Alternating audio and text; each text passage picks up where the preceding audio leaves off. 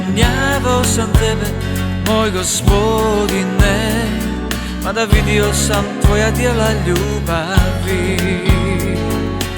Usnama sam tebi hvale pjevao, a moje srce nije bilo u tebi.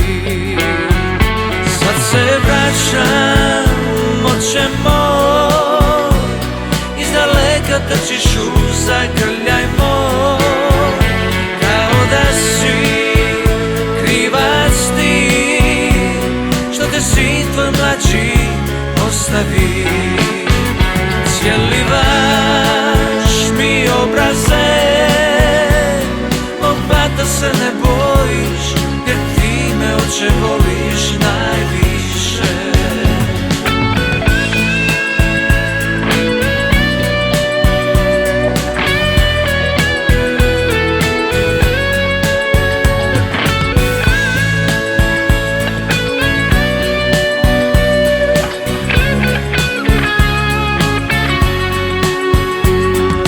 Radio sam krivo, moj gospodine, slušao sam, a ne činio.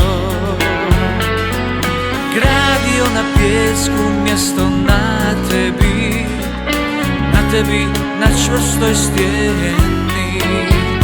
Sad se vraćam, oče moj, izdaleka trčiš u zagrljaj moj, kao da si krivac ti, što te sin tvoj mlađi ostavi. Cijelivaš mi obraze, mog brata se ne bojiš, jer ti me, oče, voliš najviše. Sad se vraćam, oče moj, izdaleka trčiš u zagrljaj moj, kao da si krivac ti, što te sin tvoj mlađi ostavi.